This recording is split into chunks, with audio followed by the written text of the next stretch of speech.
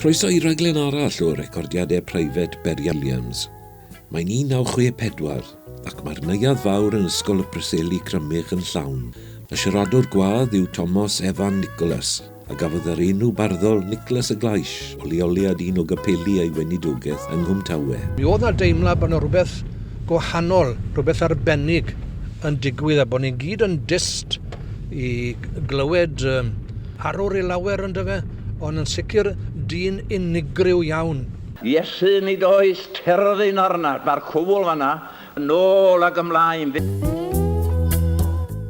Llai nag 20 milltir o recordiad yma o Nicholas y Glaish yn ysgol y Preseli, mentrodd Berian Williams a'i Berian recordo i neuadd arall yn ysgol Abergwaun.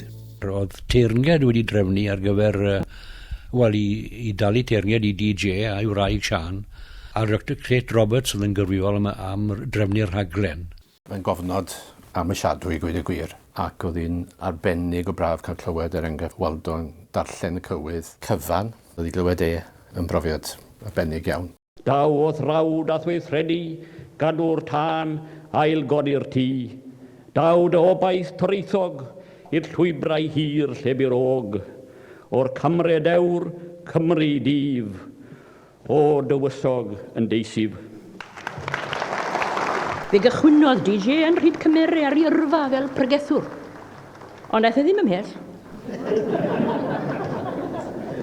Hwyrach am fod y plisman wedi ddal nos Sul heb ole ar ei feic. A fynte wedi bod yn pregethu noson honno ar y testyn, mae fi yw goleun i y byd.